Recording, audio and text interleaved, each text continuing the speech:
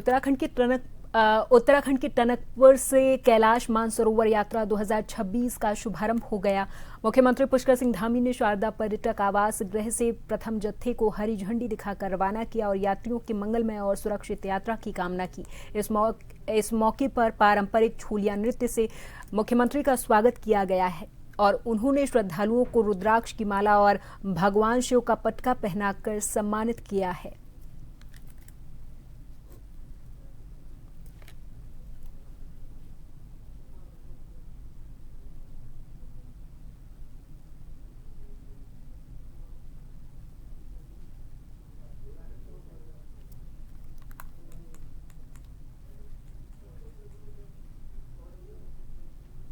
अवसर होता है प्रत्येक वर्ष हम इस यात्रा को रवाना करते हैं। हमारा प्रयास रहता है कि इस यात्रा पर जाने वाले प्रत्येक तीर्थयात्री उसकी यात्रा अच्छे से सुगम हो, सरल हो और सुरक्षित यात्रा हो। उसके लिए लगातार हमारा मोहमंडल विकास निगम, जिला प्रशासन, हमारे पुलिस विभाग के लोग, स्वास्थ्य विभाग के लोग सभी लगातार इस यात्रा को मॉनिटर करते हैं। ये हमारे लिए बड़े सौभाग्य की बात है कि हमारे राज्य के बीच से होकर ये यात्रा निकलती है और हमारे सीमांत।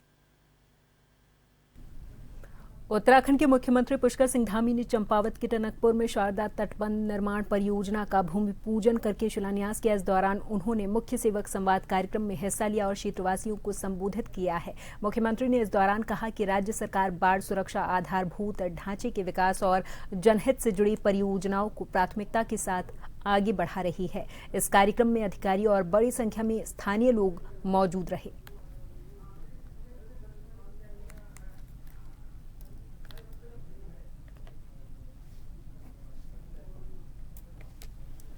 आज देखिए, आज बहुत खुशी की बात है।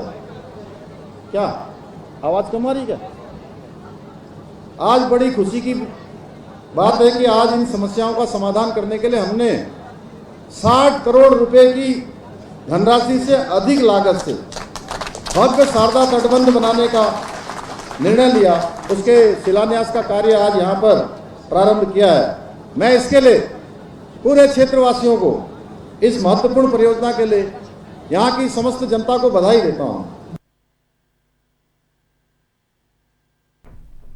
राष्ट्रीय राजमार्ग 309 पर धनगढ़ी नाले के ऊपर 220.90 मीटर लंबे प्री स्ट्रेस बॉक्स गर्डर सेतु का रविवार को मुख्यमंत्री धामी ने लोकार्पण करके जनता को समर्पित किया है। करीब 29 करोड़ 65 लाख रुपए की लागत से निर्मित इस बहुप्रतीक्षित पुल के शुरू होने से कुमाऊं और गढ़वाल के बीच आवागमन पहले की तुलना में अधिक सुरक्षित, सुगम और निर्बाध हो जाएगा। विशेष तौर पर बरसात के दौरान वर्षों से बनी रहने वाली आवाजाही की समस्या से लोगों को बड़ी राहत मिलने वाली है।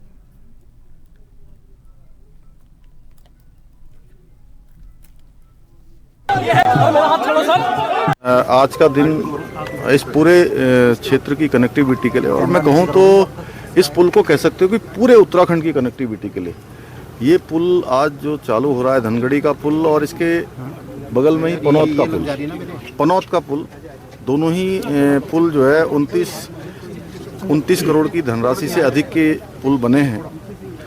और इस पुल के बन जाने से जो वर्षा काल में इधर पूरे क्षेत्र की कनेक्टिविटी बहुत प्रभावित होती थी, अनेकों लोगों को इसमें बड़ी जनहानि भी हुई, बहुत लोग हमारे बीच में नहीं रहे और आज ये पुल चालू हो जाने से खुशी की लहर है लोगों में। हरिद्वार में आयोजित उत्तराखंड सहकारिता सप्ताह कार्यक्रम में पहुंचे प्रदेश के कैबिनेट मंत्री डॉक्टर धन सिंह रावत ने अयोध्या और बद्रीनाथ से जुड़े मामलों पर बड़ा बयान दिया। मीडिया से बातचीत में उन्होंने कहा कि सरकार भ्रष्टाचार और अनियमितताओं के खिलाफ पूरे तरीके से सख्त है। मंत्री डॉक्टर धन सिंह रावत ने कहा कि अयोध्या मामले में एसआईटी निष्पक्ष जांच कर रही है और प्रदेश सरकार का ये स्पष्ट निर्देश है कि दोषी चाहे कोई भी हो, उसे बख्शा नहीं जाएगा। वहीं बद्रीनाथ मंदिर से जुड़े मामले पर उन्होंने कहा कि मंदिर समिति ने जांच समिति गठित कर दी है और जांच रिपोर्ट के आधार पर दोषियों के खिलाफ कार्रवाई की जाएगी।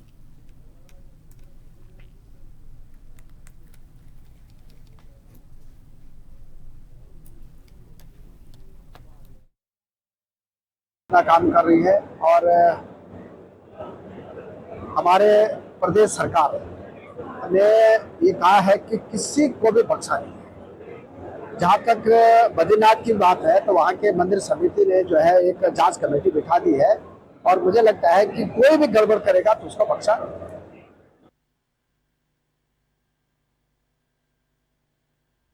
चंपावत की लोहाघाट विधानसभा में 2027 विधानसभा चुनाव को लेकर माहौल गरमाने लगा। भारतीय जनता पार्टी, कांग्रेस और यूकेडी के बीच आरोप प्रत्यारोपों का दौर शुरू हो चुका है। आज चौमेर क्षेत्र के दर्जनों भारतीय जनता पार्टी के लोगों ने कांग्रेस की रीति से प्रभावित होकर विधायक आवास में भारतीय जनता पार्टी को छोड़कर कांग्रेस की सदस्यता ग्रहण की है। विधायक खुशहाल सिंह अधिकारी ने सभी का कांग्रेस पार्टी में स्वागत करते हुए फूल मालाओं से उनका अभिनंदन किया है।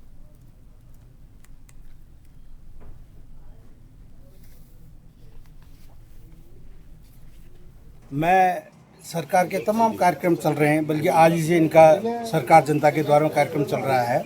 जिस प्रकार से भेदभाव इनके कार्यक्रम में चल रहा है, जो कार्यक्रम इनके संचालित हो रहे हैं, इससे खिन्न होकर प्रत्येक जनता, आज देखो वो समय नहीं रहा कि आप किसी को 5,000 का कोई लालच देके, 1-2 लाख का कहीं विकास कार्य का लालच देके किसी को आप अपनी ओर आकर्षित कर दें। पारदर्शिता वाले हमारे ग्रामीण क्षेत्र की जनता ये सब समझदार है। आज वो देखते हैं कि जो विकास कार्य एक सरकार के द्वारा होने चाहिए थे, जिसमें पारदर्शिता होनी चाहिए थी, वो बिल्कुल शून्य के समान है।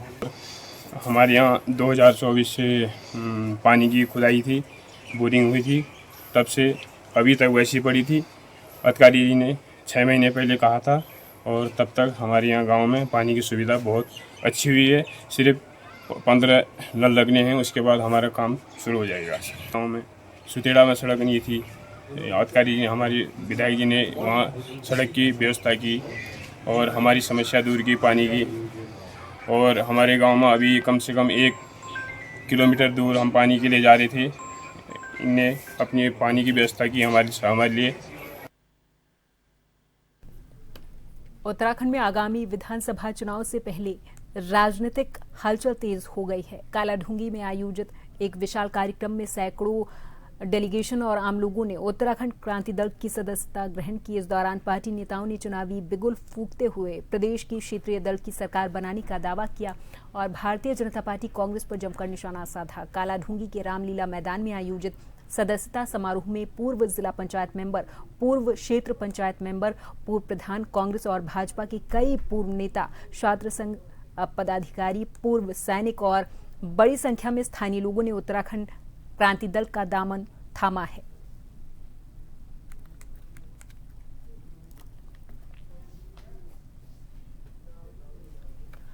रुड़की में कांग्रेस को उस समय बड़ी राजनीतिक मजबूती मिली जब भारतीय जनता पार्टी की नीतियों से नाराज होकर रुड़की विधानसभा क्षेत्र के कई युवाओं ने कांग्रेस पार्टी की सदस्यता ग्रहण की है। जिला कांग्रेस कमेटी के कैंप कार्यालय में आयोजित कार्यक्रम में पंडित सुभाष चंद्र शर्मा की अध्यक्षता और जिलाध्यक्ष राजेंद्र चौधरी के नेतृत्व में नए मेंबर्स का कांग्रेस परिवार में स्वागत किया गया है।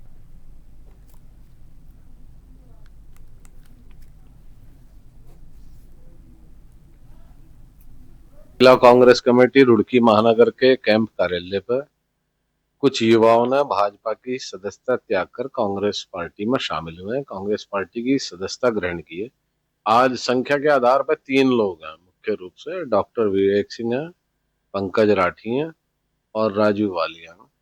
मौसम खराब होने के कारण कुछ लोग नहीं आ सके, उन्हें अगले सप्ताह ज्वाइनिंग कराई जाएगी।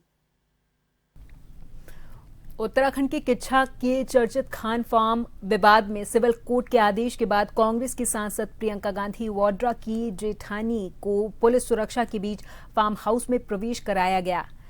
फार्म पर स्वामित्व को लेकर 1 जुलाई को सायरा वाड्रा और नसरीन सांगा के बीच विवाद हुआ था। दोनों पक्षों ने संपत्ति पर अपना अपना दावा किया। नसरीन ने खुद को विरासत का उत्तराधिकारी बताया, जबकि सायरा ने वसीयत के आधार पर स्वामित्व का दावा किया है। 2 जुलाई को दोनों पक्षों ने किच्छा तहसील में एडीएम के सामने अपने अपने डॉक्यूमेंट प्रस्तुत किए थे। शुरुआती जांच के बाद प्रशासन ने यथास्थिति बनाए रखने के निर्देश दिए थे।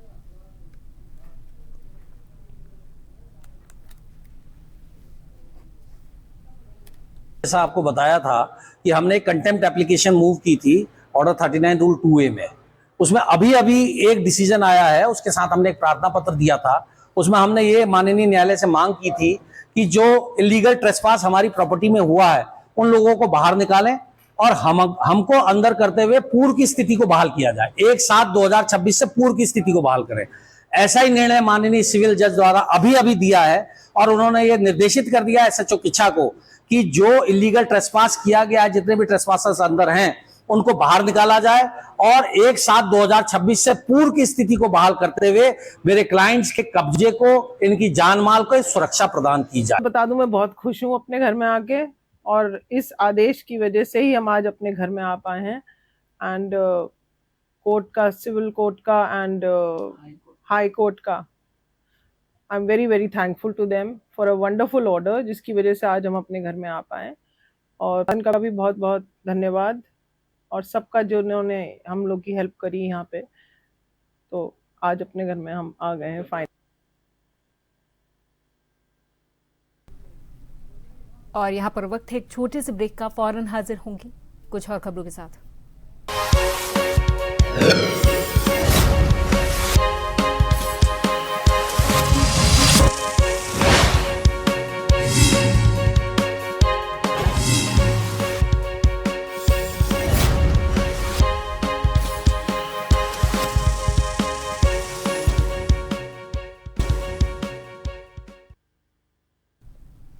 नैनीताल में वाल्मीकि समाज ने बैठक की और भूमि अधिग्रहण समेत 2027 विधानसभा चुनाव में वाल्मीकि प्रत्याशी को टिकट देने की मांग उठी है। साथ ही रामनगर के सीताबनी को वाल्मीकि तीर्थ घोषित करने की मांग की गई। नैनीताल के राज्य अतिथि सभागार में वाल्मीकि समाज की ओर से प्रांतीय बैठक का आयोजन किया गया। इस बैठक में नैनीताल, हल्द्वानी, रामनगर, काशीपुर, रुड़की से मेंबर शामिल हुए हैं। इस बैठक में सितंबर महीने में भवाली में होने वाले सम्मेलन को लेकर रणनीति तैयार हुई है।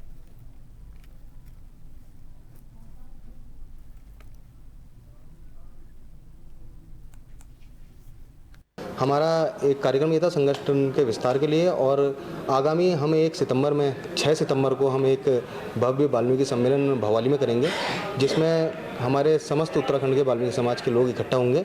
हमारा एक ही टारगेट है कि हम सभी, क्योंकि कहीं ना कहीं हमारे समाज में और भी संगठन हैं लेकिन सब अपने लिए, समाज के लिए, हित के लिए काम कर रहे हैं, लेकिन ये कार्यक्रम के लिए हम सब लोग एक मंच पे सभी को लाएंगे और एक भव्य कार्यक्रम करेंगे। रानीखेत के न्याय पंचायत कुंवाली क्षेत्र में बैंक शाखा खोलने की मांग को लेकर पंचायत घर में जनसभा आयोजित हुई। इसमें सामाजिक कार्यकर्ताओं और बड़ी संख्या में ग्रामीणों ने हिस्सा लिया। वक्ताओं ने कहा कि बैंक की सुविधा न होने से लोगों को छोटे छोटे बैंकिंग कार्यों के लिए दूर जाना पड़ता है, जिससे विशेषकर बुजुर्गों, महिलाओं और विद्यार्थियों और किसानों को भारी परेशानी होती है।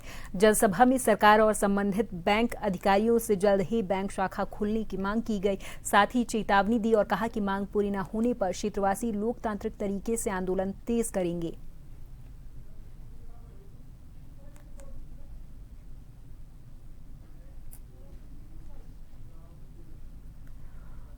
बद्रीनाथ धाम में कथित चढ़ावा अनियमितता के मामले को लेकर हरिद्वार में साधु संतों ने निष्पक्ष जांच की मांग उठाई है। महामंडलेश्वर स्वामी रूपेंद्र प्रकाश ने कहा कि बद्रीनाथ धाम करोड़ों श्रद्धालुओं की आस्था का केंद्र है, इसलिए चढ़ावे से जुड़ी शिकायतों की एसआईटी से जांच करके दोषियों के खिलाफ कार्रवाई की जानी चाहिए।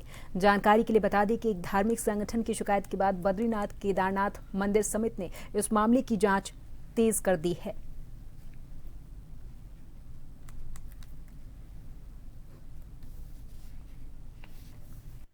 बद्रीनाथ के दरबार में चोरी होना ये बहुत ही दुर्भाग्यपूर्ण है। ये समाज को सोचने के लिए विवश होना पड़ेगा। मैं इस प्रदेश के मुख्यमंत्री जी से ये कहना चाहता हूँ कि इसकी एसआईटी जांच की गठन किया जाए और जो दोषी है उन्हें सज़ा का प्रावधान हो, कड़ी सज़ा मिले। साथ ही जो धन है, जो मंदिरों का दान का पैसा आता है, उस पैसे को शैक्षणिक या स्वास्थ्य सेवाओं में लगाया जाना चाहिए।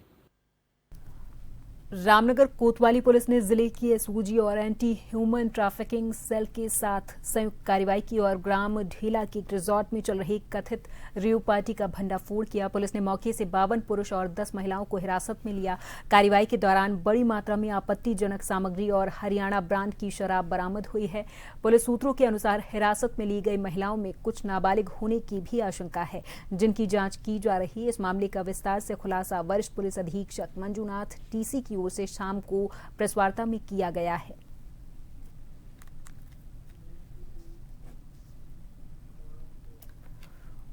उत्तराखंड के अधिकतर हिस्सों में आज हल्की से मध्यम बारिश के साथ ही गरज चमक और बौछारें पड़ने का अनुमान है। मौसम विज्ञान केंद्र देहरादून के मुताबिक नैनीताल और बागेश्वर जिलों में भारी बारिश की संभावना को देखते हुए ऑरेंज अलर्ट जारी किया गया। इसके अलावा देहरादून, टिहरी, चमोली, उत्तरकाशी, रुद्रप्रयाग, चंपावत और पिथौरागढ़ जिलों में कहीं कहीं भारी बारिश को लेकर येलो अलर्ट जारी हुआ है। मौसम विभाग ने सभी पहाड़ी जिलों के लिए सतर्क रहने की चेतावनी दी। पहाड़ी इलाकों में गरज चमक के साथ आकाशीय बिजली गिरने और अत्यंत तीव्र बारिश के दौर की आशंका जताई गई है।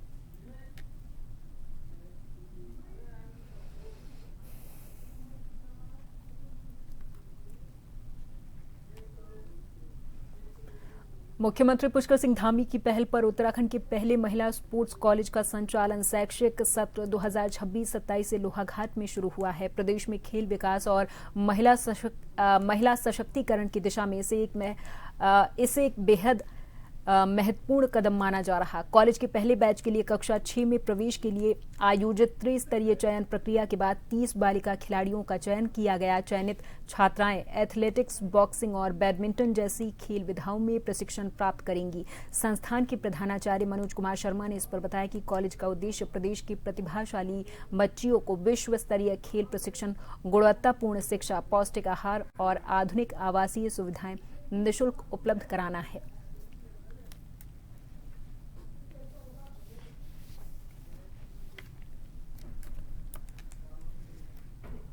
मुख्यमंत्री पुष्कर सिंह धामी के धनगढ़ी पुल लोकार्पण कार्यक्रम से पहले विरोध की आशंका पर पुलिस ने युवा कांग्रेस के प्रदेश महासचिव सुमित लोहानी को हिरासत में लिया है। इनकी जानकारी मिलते ही बड़ी संख्या में युवा कांग्रेस कार्यकर्ता कोतवाली पहुंचे और उनकी रिहाई की मांग करते हुए धरने पर बैठ गए। कार्यकर्ताओं ने पुलिस, मुख्यमंत्री और राज्य सरकार के खिलाफ नारेबाजी करके विरोध किया है। युवा कांग्रेस के विधानसभा अध्यक्ष विकास कुमार ने आरोप लगाया और बताया कि सरकार विपक्ष की आवाज दबाने के लिए पुलिस का दुरुपयोग कर रही है।